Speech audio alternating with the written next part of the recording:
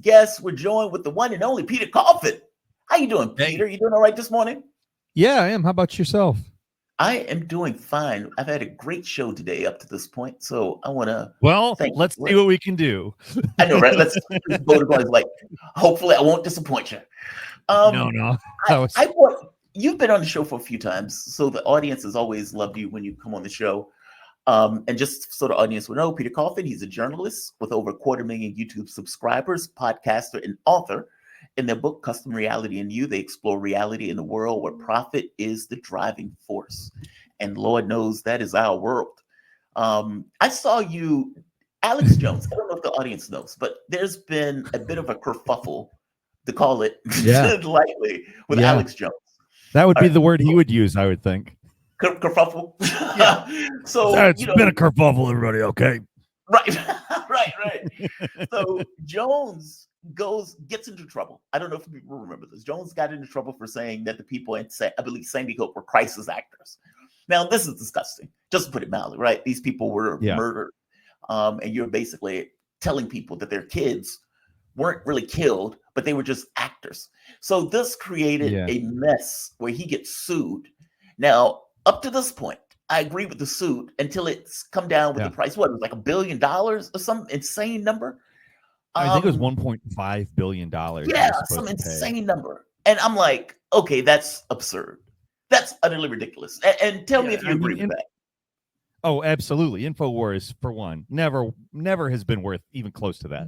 No. I mean, they have been a profitable operation. I don't know what they've been doing. But not $1 billion.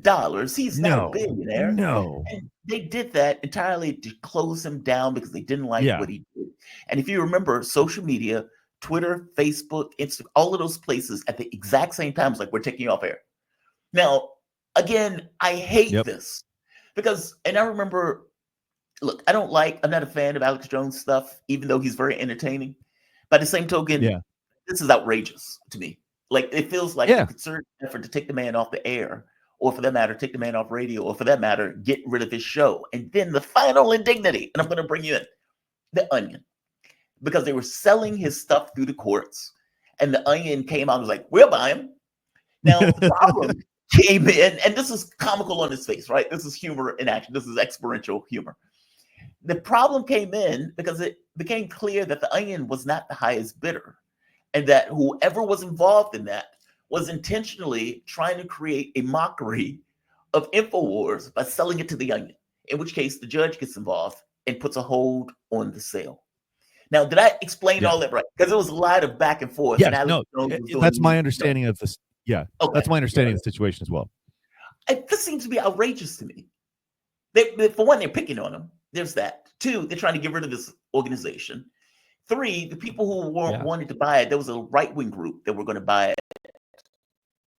They prevented them and was going to give it to The Onion on credit. Am I getting that right? As far as I am aware, yes. I don't think that I think that's pretty much exactly what happened. But I don't know if you saw this. Did you see that Elon Musk actually, or X rather, has filed something as an interested party as well? Really? Yes. Interesting. Oh, that's super interesting. Isn't it? Infowars is just his media site, right? Like that's it's his company. Okay. Yeah. So I assume also you get the supplements in with that as well. So you don't just get the media site, you get the supplement business. You get the discounts. It's like all the man products that you want 50% off once you buy. Yeah, you get your virility back along with a large news site. Those are those gay frogs. I'm fascinated by this. Give me your take on this. I've ran my mouth far too long. Give me your take on this. Just the entire episode. It's so bizarre, but it is Alex Jones. It is, isn't it? It's. I mean, clearly there's a serious problem if the highest bidder did not get the auction. I mean, of course, you're entitled to sell to whoever you want, but this isn't, just private property that like some billionaire owns.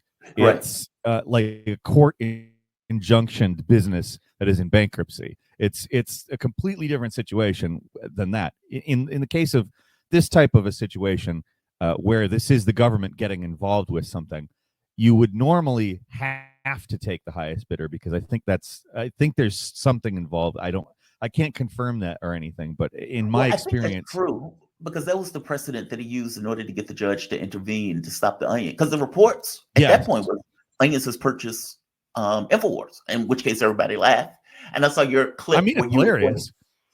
Yeah, right. You were pointing out like, hey, I want to take the lead host role on. Yeah. I got it. I put up a video. Yeah, I said, well, I'm basically the same thing. I'm an anti-imperialist, which is pretty much an anti-globalist, except for I don't have anti-Semitic or esoteric explanations for any of it. I just went into a whole bunch of stuff like that. And it's pretty much like that's the reason I think everybody, who's kind of dissident, at least has an affinity for Alex Jones in some way. They don't necessarily agree with him or like, what he says. I particularly disdain what he said about the Sandy Hook families, but stuff, yeah. I think a lot of people have those somewhat of an affinity for because he's also very entertaining. He's very entertaining, but he has a lot of these views. Yeah. Oh no, I'm sorry, I didn't mean to interrupt. I was just agreeing with you. He has a lot of. Yeah, he has a lot of these views, except for he just kind of doesn't have great explanations for them. But like he's right, the WEF is bad. Yes, Jeffrey Epstein didn't kill himself. True, know. Yeah, I remember it was I think it was Donald Trump when Donald Trump first got in office and he fired missiles at Syria, and he came out off the cuff and gave a 30-minute speech of ranting and flipping out, basically saying, the Syrians were helping fight ISIS, and they were fighting the globalists. And how are you attacking the people that were fighting the like? He went off, and I'm sitting there watching, like, okay, 50% of this is right. Yeah, and exactly. That's with Alex Jones, right? Like, there's a percentage of it that's right. That if you don't know too much, you might be enticed by it. Yeah. Like, it's so wow. I know a lot and I'm enticed by it. I just know what's not right too. By the way, do you think he's faking, or do you think I think he's faking? I think he's playing a character. I'm always freaked out by the people who don't. I think it's semi-fake. I don't think it's entirely fake, but I think that it's played up. It's like, I'm obviously like playing up like all of the humorous elements of this right now. Yeah, because it's funny, but I think that he's playing up like I think he's like that, but I think he's less like that than you know what I mean. Yeah, he's expanding his character more than basically. Yeah, this is his base nature. I think he's taking it up to 10. Yeah, he probably gets a good morning, everybody. How's everybody doing? I'm just gonna get my coffee right now, and then he goes to work and it's like, good morning, everybody. So how much? I guess I don't know if you know how much they were trying to sell it for. I mean, the bank. I mean, basically, he has to pay off the lawsuit, and so yeah, he had to pay off the lawsuit. They get $1 billion for Infowars, do they? They're like a $30-40 million total worth. Like, and that's mostly the supplement business. In all seriousness, yeah. I don't know how you could possibly pay that out. I guarantee they probably bring in maybe between 400,000 and probably 2 million a year, and it's not a big. That's a lot of money. I would like that money, but I couldn't run a business off of that kind of money like what he's doing. I guess is what the court doing is basically saying, okay, we're going to sell. It's almost like if your car was repossessed. It's like, all right, you owe X amount, and we're going to sell the car. Okay, well, we sold it for 10,000. You owe another 5,000 on it. Is it going to be that where it's like we're going to sell Infowars in order to pay the money that you owe the court? However, we're never going to be able to get $1.5 billion for Infowars, so you're still going to owe basically $1.3 billion after we sell the company. That just seems so wrong to me. To me, it seems. Wrong.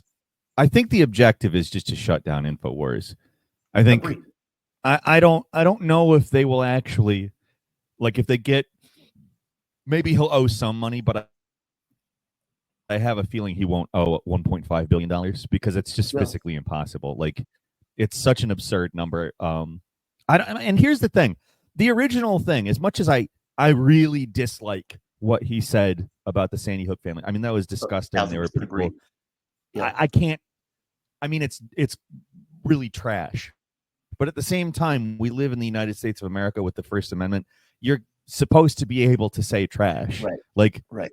And the thing is you and I we have similar political viewpoints. I might be a little more extreme in some areas, I'm not sure, but like I am very, very worried when stuff like this happens and then reaches this kind of a conclusion where they're actually able to shut him down. And this is via governmental means. Like lawsuits are like the judicial wing is a wing of the government. Right. So it's not like there isn't an agenda here. And it's an agenda that silences somebody using the government, basically. I mean, look, I no longer have a job. Right? Yeah. Like, I'm speaking to the choir here. Yeah. It's like I always joke, it's like my voice was so subversive that they had to take me off the airwaves. Like I was such a dangerous man. And it is a head trip when that happens. Like, because you function, right? And you just kind of do your thing. And it's like, okay, well, I'm doing my job. This is my job. This is my belief set. And then you find out, okay, well, the government doesn't like your belief set. Okay, well, we have a First Amendment, whatever, man. The government doesn't have to like it. And then you find out, oh, wait, they can pass sanctions, and the sanctions can shut down your network. And it's like, you're doing that because you don't like what we're saying. Like this tiny podunk station of about 50 people, you are taking that level of escalatory action to shut us up. That's astonishing to me. That is hard for me to wrap my head around.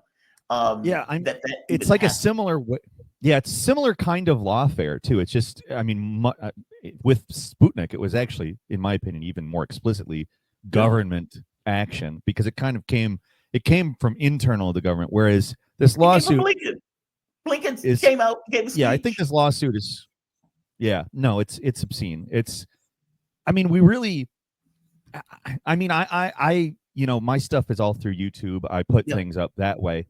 But I also know that I have 250,000 subscribers and I get like 2,000, 3,000 views on a video.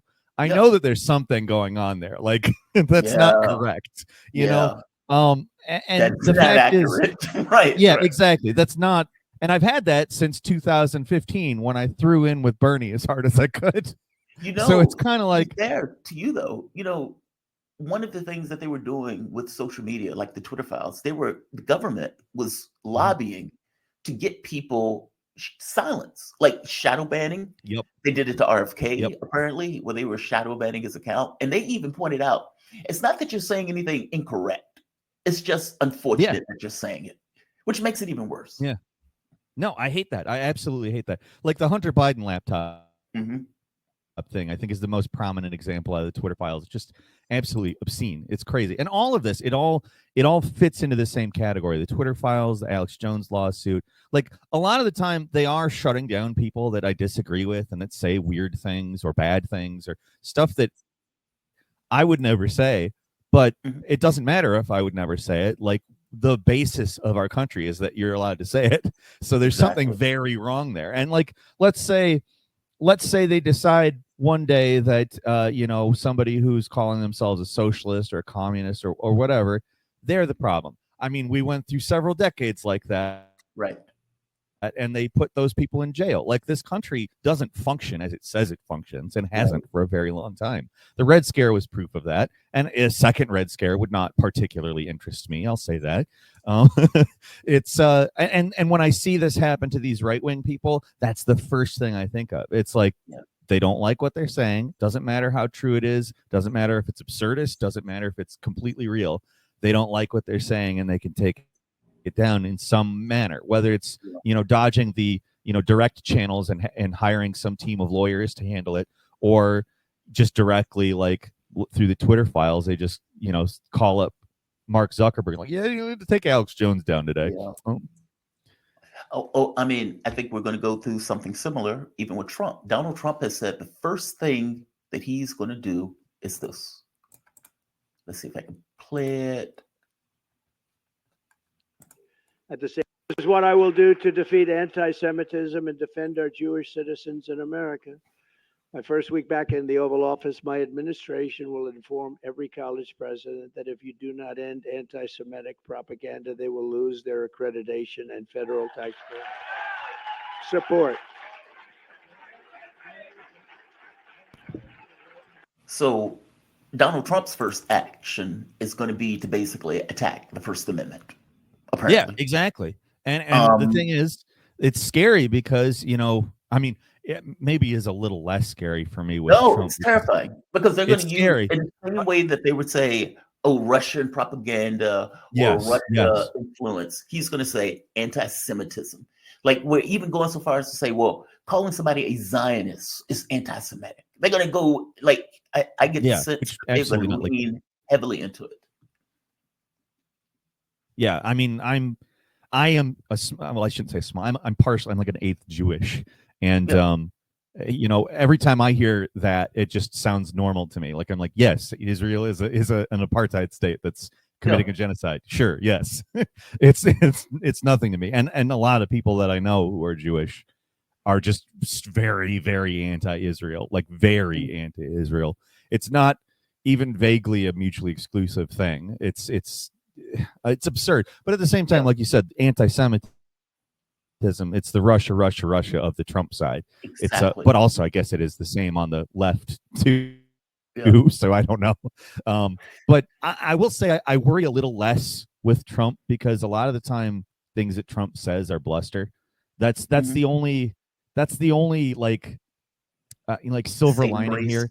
Yes, when Biden or those people say that stuff, like they have an established record of contacting all of these social media sites and telling them, we need you to say this or we need you to say that or we need to not allow this or whatever.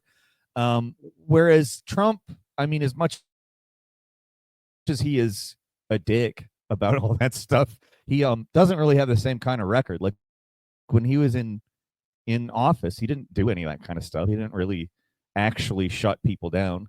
And he did say he was going to also. That's the other thing. Like he said he was going to put Hillary in jail. He said he was going to outlaw certain types of things, and they would go to they would get in trouble for and he didn't do any of it. Yeah. I think a lot of it's bluster. Like I like saying things, I don't like doing things, that type of a thing. Well, people are policy, and he has put some lunatics in those positions. I mean, Yes, but I do love that's the Tulsi true. Gabbard spot. I love the Tulsi Gabbard position. I Yeah. even like the RFK position, even though some people have been losing their mind about the RFK thing.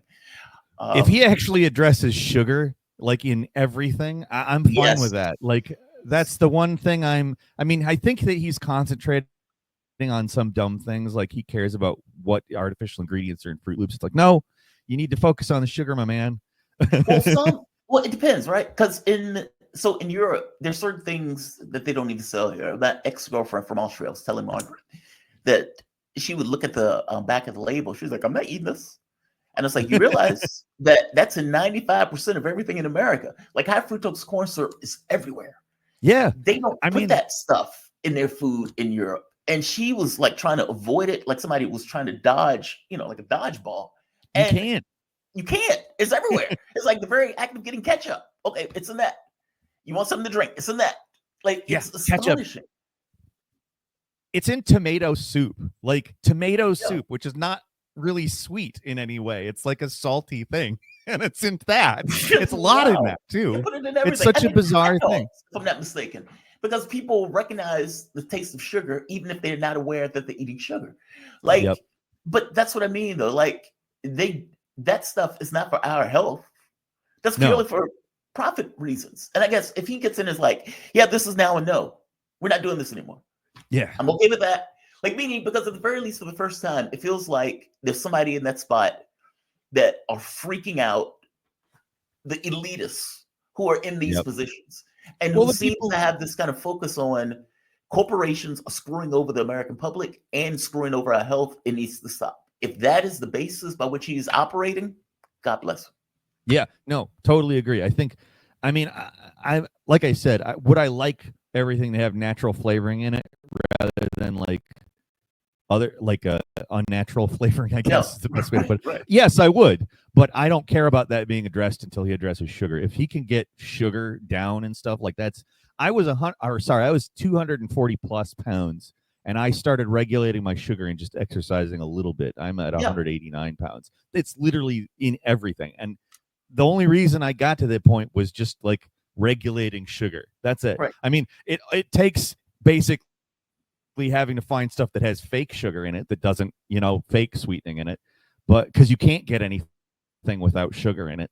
It's all got sugar. But the same thing with Tulsi Gabbard. I would say with Tulsi, like, I do have some reservations about some of her positions. She's not explicitly like pro-Palestine, etc. But in terms of like you said, with RFK coming from at least their screwing people position, that's a good basis to come from. And Tulsi is kind of similar with the military, as much as like the Democrats try to paint her as very pro-war. She's not.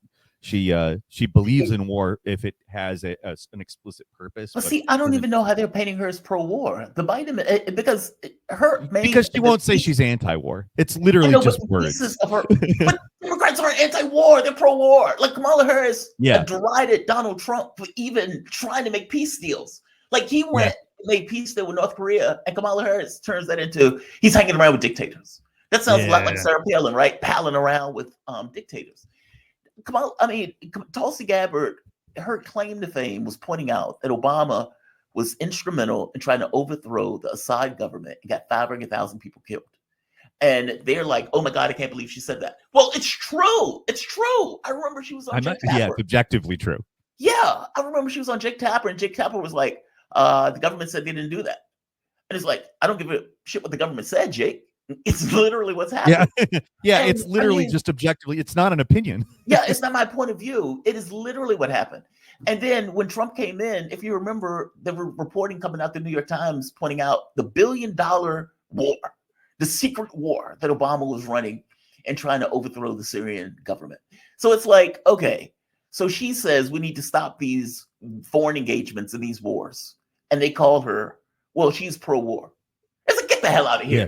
The Biden administration has literally been running one war after the next, and it's just escalating. Yeah, I was just going to bring that up. Yeah, like it blows me away that they get Rachel Maddow. Oh God, man, I've gotten to the point where I've liked these people less and less and less, on to the point of just annoyance. Rachel Maddow came out, called Tulsi Gabbard a Putin plant, that she's a foreign asset. The woman is literally, what is a lieutenant colonel in our military or something, or a lieutenant in the military? Like the way that they talk about her is just mind-blowing to me. And same thing with RFK. They was like, oh, he's a kook. He's a conspiracy theorist. He doesn't believe in vaccines. None of that is true, by the way. Like, it's just astonishing. Yeah, no, he's vaccinated.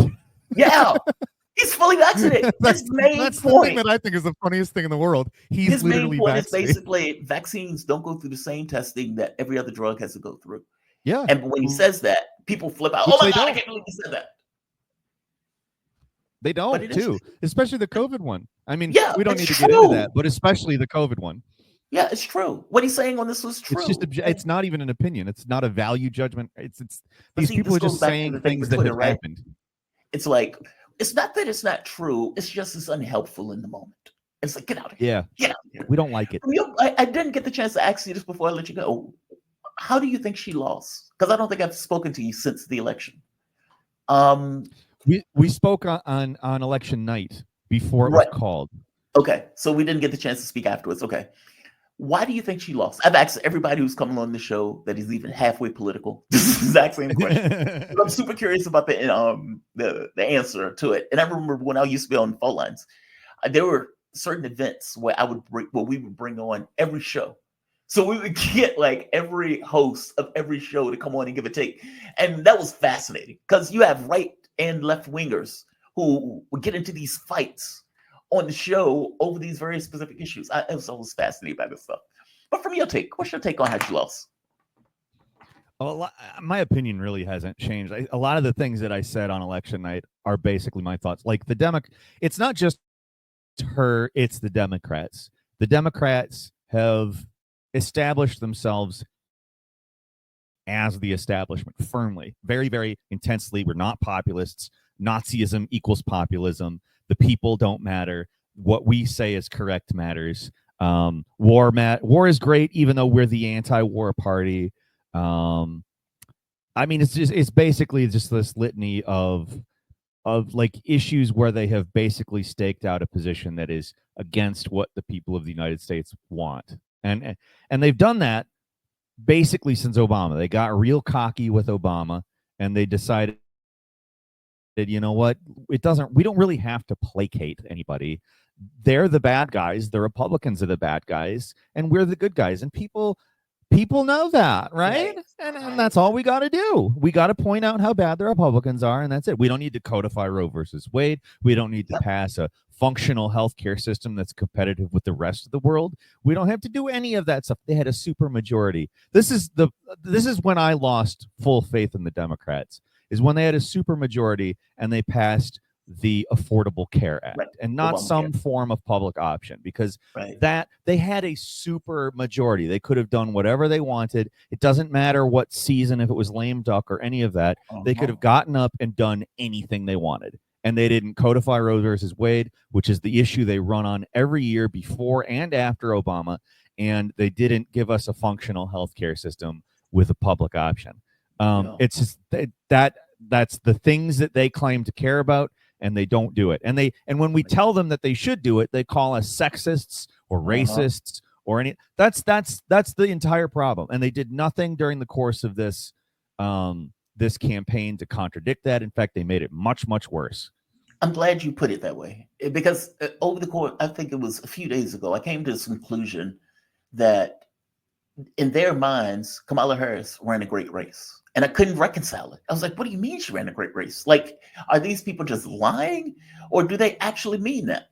And I think in your framing, if you put yourself in the position of a liberal and you look at the world and you think to yourself, well, Kamala Harris said everything about Trump that I thought. She prosecuted the case against him. She called him a sexual abuser, a criminal, a Nazi, a Hitler. She called him all that stuff. That's exactly what I believe he is. And the fact that she called him those things, well, obviously the American public can't vote for somebody who's like that, missing the fact that the American public doesn't see him the same way. Meaning in their minds, she was okay because of the way she ran her campaign, missing the fact that she offered nothing, not in real terms. Like if you think, like, she literally ran on transnational gangs and Liz Cheney. Yeah.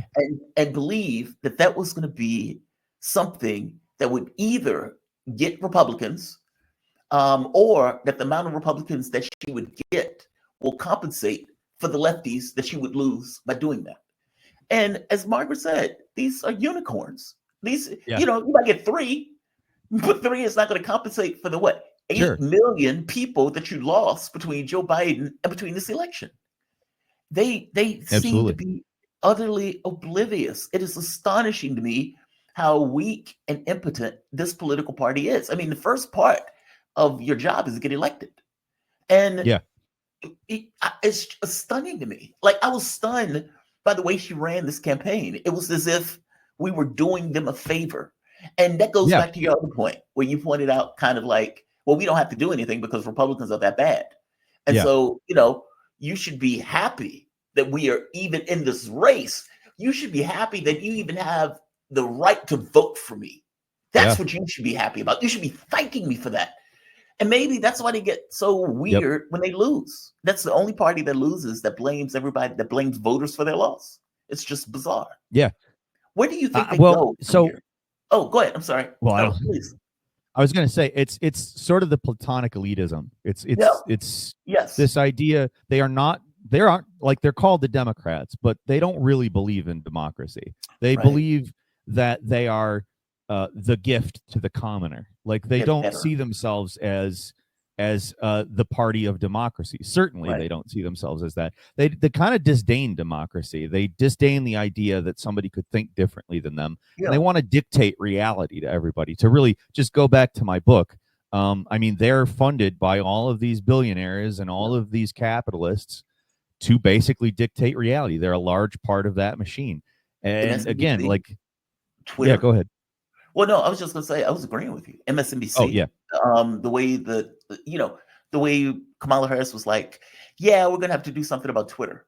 Why? Because it's putting out an opinion that disagrees with me, and I don't particularly like the opinion it's putting out. You get John Kerry saying we got to do something about the First Amendment, which is mind-blowing, right? Again, why do you need to do something about the First Amendment? If people agreed with you and you were winning, I would imagine you wouldn't do anything to it. Same thing with Hillary Clinton saying they need to put people in prison for having a difference of opinion to Hillary Clinton. Like, or the total control that they need. The total control That comment just absolutely. I was like, how do you not know? How do you not know not to say that? How do you not understand that that is a thing that will make everybody just leave the room as fast as possible? Like, it boggles. They're so far up their own asses. They just believe they are superior to everyone else. It's the whole like philosopher king, guardian class. I'm better than everybody. Everybody else is just looking at shadows in the cave that I've projected for them. Like, it's literally like the Platonic elitism. Like, they think that it's good. A lot of people think that it's good, to be frank. It's not just a Democrat thing, certainly. Democrats believe it. I mean, when they're talking to each other, they full believe it. That's why nobody left the room. Absolutely. The thing that she said was perfectly acceptable because, all of them are part of the same club and we believe the same things. And so if we need to shut people up, well, obviously they're putting out misinformation. That's why we're shutting them up. And it's like, okay, dude, come on. It's just like, come on. They believe it. They believe it's crazy. And the thing is, like, people like myself, like, I voted for Obama in both of Obama elections. The second time, not necessarily because I really believed in him. I didn't want Mitt Romney in. And to be fair, that was, I think, as good of a choice as you could make at that point. It's certainly like, and again, like every election since, it's just been like kind of. Well, I would even argue that not that so.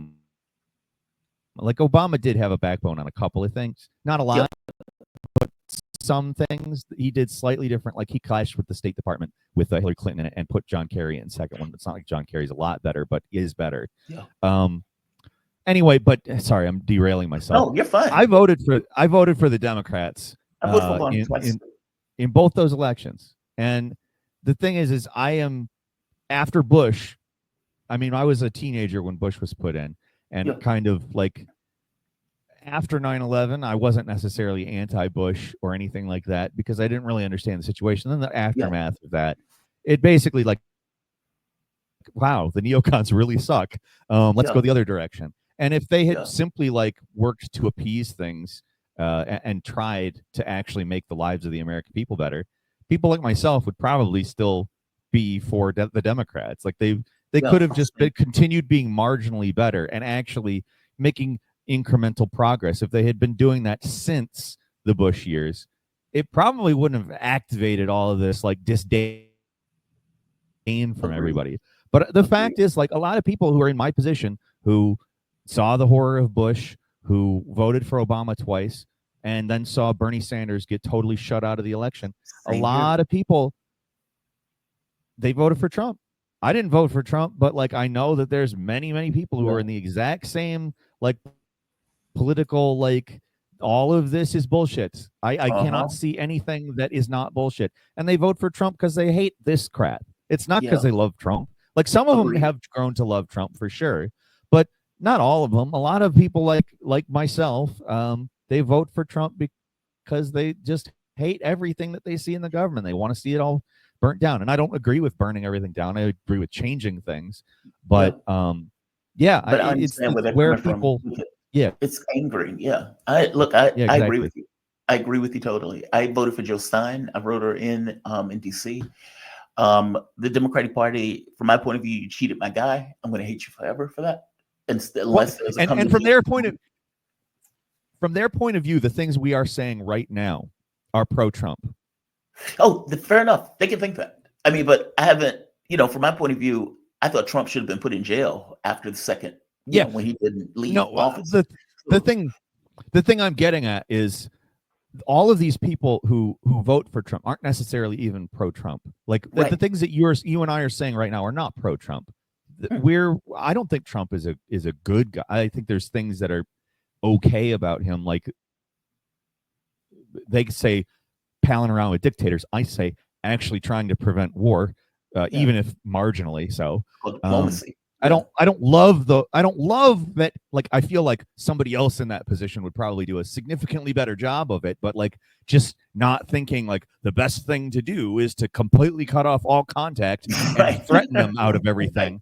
Like, I mean, and again, like, that would be read as a pro-Trump point from liberals at this point. And it's like, I'm just pointing out that he did something that you guys claim that you are here to do, which is they're supposedly anti-war, while at the same time being clearly the biggest warmongers. Yeah. Like, it's like these humanitarian wars. It's like, yes, the bombs turn to flowers and only hit bad people. It's like, get out of here with that nonsense.